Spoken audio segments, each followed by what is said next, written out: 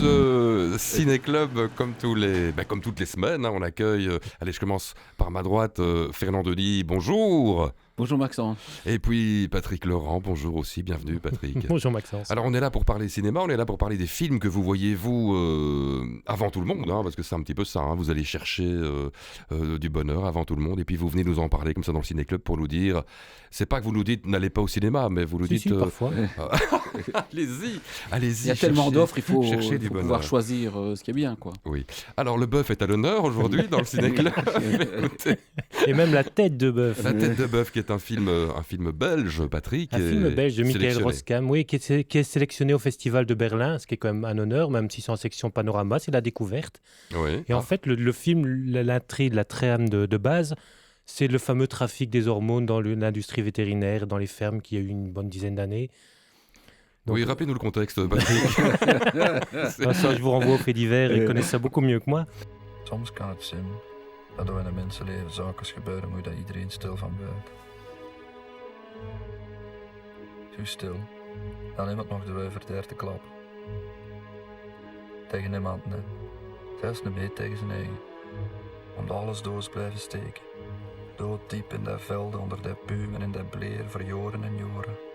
Non, donc en fait, on a découvert un vétérinaire qui est mort et il a été tué par la mafia des hormones. Du coup, la police en remonte vers un fermier qui vend de Marcenil. Il y a De Kuiper, il y a toute une série de gens qui tournent là autour. C'est glauque, Oui, mais cette histoire en tout cas, parce qu'il y a eu mort pas, d'homme. c'est pas vraiment le sujet du film en fait. C'est vraiment que le contexte. Après, c'est montré, comme le dit le réalisateur, c'est de faire une tragédie grecque avec quelqu'un qui a vraiment pas de chance, qui a toujours été là au moment où il fallait pas.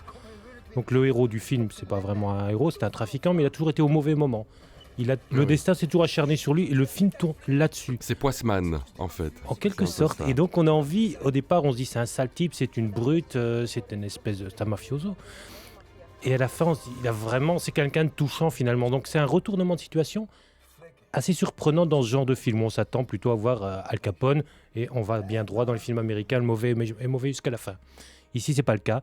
Et donc, c'est assez captivant sur le point de vue psychologique. Et en plus, c'est tourné donc, dans le Labour et à Liège, bilingue, avec des personnages des garagistes liégeois qui sont bien crétins et très très drôles. Donc, il y a ce contraste Oui, enfin, ça n'a rien à voir, on peut être garagiste et liégeois sans être crétin, Patrick. Oui, ça doit être possible, j'imagine. Ouais, si. Et Non, c'est vraiment là, c'est le contraste entre les communautés qui est assez amusant. Il joue beaucoup là-dessus, le réalisateur. Et c'est un très chouette film. Vous avez eu Patrick Lorfèvre au téléphone, qui vous en a... Il l'a vu Alain aussi Lorfèvre. ce film. Alain Lorfèvre, oui, Patrick Laurent, vous l'avez eu au téléphone? Parce Oui, qu'il l'a vu. il l'aimait bien aussi, mais oui, il va à Berlin d'ailleurs, Alain, donc il avait un peu la même opinion sur le film. Ok, Il voilà, aimait bien. tête de bœuf. Alors, il y a un film que vous avez vu tous les deux, Fernand Denis, c'est Contre toi.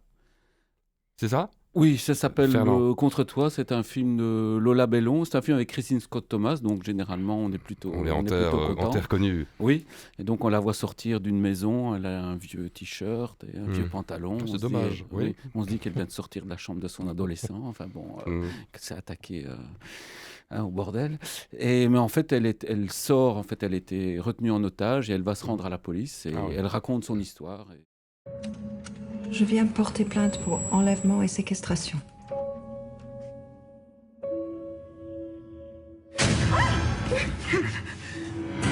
Est-ce que vous avez une idée de qui sont là ou les personnes qui vous ont enlevé?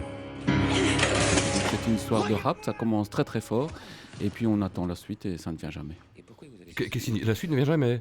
C'est-à-dire Ah bon. qu'on se demande qu'est-ce qui se passe dans ce film, quel est le sujet du film, quel est le rapport entre... Donc c'est en fait un type qui a kidnappé la gynécologue qui a tué sa femme. Enfin, il pense qu'elle est responsable de la mort de sa femme qui est morte à cause d'une césarienne. Et donc, il voudrait lui faire mal, en fait. Donc, il l'a enlevé, il voudrait lui faire mal, il ne sait pas comment s'y prendre. Et on se dit que la réalisatrice, c'est un peu dans ce qu'elle a. Elle voudrait raconter un film, mais elle ne sait pas très bien quoi raconter. Vous êtes d'accord avec ça, Patrick? Un peu moins méchant que Fernand, parce qu'il y a quand même un sujet Fernand, il est cash, on est face à l'info avec lui. Non, il y a quand même quelque chose qui me plaît beaucoup d'habitude dans ce genre dans les prises d'otages. On voit le syndrome de Stockholm. Ouais. Donc la personne qui est enlevée tombe quelque part amoureuse de son ravisseur. Et ici, il y a l'inverse. Ce qu'on ne voit jamais dans un film, c'est-à-dire que elle va complètement renverser le rapport de force, bien qu'enlevée, c'est elle qui prend le pouvoir dans ce huis clos. Et c'est lui donc qui tombe sous sa coupe. Ça, je trouve ça intéressant, se faire l'anti-syndrome de Stockholm. C'est le syndrome de Bratislava, ça, Patrick Laurent. Ah ben, on voit que vous connaissez bien le Renseignez-vous. sujet. Il y avait celui de Munich. Allez-y, parlez-nous un petit peu. Je l'ai pas vu. J'irai pas le voir parce que Fernand Denis me dit je m'assieds après 10 minutes. À moins que vous content d'avoir soyez vu la un Christine. inconditionnel de Christine Scott Thomas, alors oui, on peut toujours aller le voir inconditionnel. et trouver un sens au film, sinon c'est difficile. Non, Ah ouais, moi, je suis non, moins non. d'accord. C'est Oui. moins dur que ça. Quand même, psychologiquement, c'est intéressant. Je pense qu'elle termine mal son film, En plus, si elle souffre, c'est bien. mais elle joue bien quand même. Ah oui. Donc là, on est moins d'accord. Moi, je me suis fait embarquer jusqu'à la moitié du film. J'ai vraiment bien marché. Après, je trouve qu'elle le termine mal. Bien, Angèle et Tony, Fernand. Oui, vous avez vu, Patrick, il est plutôt viande, moi je suis plutôt poisson. Oui, il est Oui. boeuf. Oui, c'est ça. Bah oui. Et donc, Angèle, Tony, c'est un marin-pêcheur, Ouais. et puis il est beaucoup en mer, et puis il a un ventre un peu comme son filet quand il est bien rempli, donc bon, il a du mal de se trouver une compagne, il jette sûrement des hameçons sur Internet, et puis un jour, il y a une très belle fille qui débarque, elle est vraiment superbe. Ou et qui puis, embarque, non Non, elle débarque débarque. comme ça, et il se dit, c'est pas vraiment pour moi, celle-là, elle doit être trop belle pour moi, mais bon... plus elle le voit, plus elle mord à l'hameçon, elle veut coucher avec lui, elle veut rentrer chez lui. Dis donc. Et bon, lui, ça lui fait peur. Il se dit, c'est comme si les sols sautaient dans son chalutier. Je veux dire, il se dit, il y a quelque chose qui n'est pas normal dans cette histoire.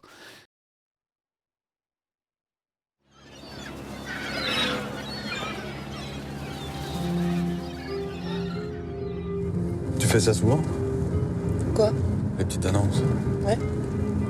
Pourquoi t'es venu Et dans la région? c'est une histoire assez passionnante que nous raconte. C'est Alix Delaporte, c'est une Française, une réalisatrice, c'est son premier film. Et c'est une histoire toute simple, hein, donc c'est l'histoire de deux personnes qui sont pas bien sorties, qui ont chacun un agenda caché, qui comprennent pas très bien comment l'autre se comporte. Et elle raconte ça de façon très très simple, très, très humaine. C'est une histoire d'amour. C'est une histoire d'amour vraie de histoire deux d'amour, personnes ouais. qui... C'est un peu comme si vous aviez un livre où on achetait un peu les chapitres, tout est en désordre. Et en fait, leur histoire est là, mais ils doivent la construire et elle est dans le désordre. Et c'est un film qui est extrêmement sensible et bon, cette jeune réalisatrice, on lui voit certainement deux qualités. D'abord, l'art de la métaphore. C'est-à-dire, elle utilise. C'est un film où il se parle très peu, donc tout se fait par métaphore. Par exemple, la jeune femme qui était en fait une détenue, elle fait beaucoup de vélo et on est en Normandie et ça monte beaucoup, donc elle doit remonter la pente. Donc on comprend qu'elle doit faire beaucoup d'efforts pour remonter la pente.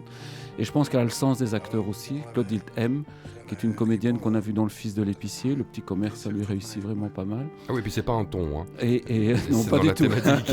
Bravo. Et puis J'en prie. Grégory Gadebois, vous le voyez sur un marché, en fait, vous lui acheterez 1 kilo de sol sans problème. Mais en fait, c'est un comédien de la Comédie Française et il est vraiment excellent. Bien, donc à recommander alors, Ah, tout à fait, oui, oui, Fernand oui, oui. Denis. Patrick Laurent, vous l'avez pas vu ce film. Hein, Non, vous, malheureusement, bien. mais ça a l'air très bien. En revanche, Four Lions vous a troublé. Et on parlait de Alain Lefebvre, eh bien lui aussi, on est tous les deux restés sur notre fin en ce film en se disant, est-ce qu'on aime ou est-ce qu'on n'aime pas? On n'en sait rien. Est-ce que c'est bien, est-ce que c'est pas bien? On n'en sait vraiment rien. Oui, En mais fait, ça, c'est bien, ça veut dire, c'est la ça zen. n'arrive quasiment jamais. Ouais. 2, 3, action. Hey, you unbelieving kafar bastards. I'm gonna turn you baby. No. What? What's with the gun? Proper replica, man. It's too small, man. Not too small, brother. Big hands. The way to stop the feds tracking you is very simple. You eat your SIM card. Can I cook, man?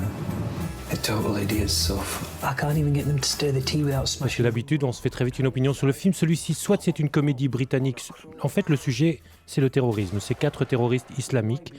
Il y en a 3 qui sont des parfaits abrutis. Et le 4e qui est un peu plus malin. Et tourne autour d'eux des islamistes intégristes ou des islamiques, enfin des musulmans très bien intégrés dans la société anglaise. Ouais. Mais tout le monde a l'air d'être assez favorable au fait qu'ils vont se faire exploser. Tout ça est très déroutant. Soit c'est une comédie britannique délirante et c'est drôle, soit c'est au premier degré et c'est totalement insupportable parce que c'est l'apologie du terrorisme. L'ennui, c'est qu'on ne sait jamais si c'est de l'humour ou si c'est au premier degré.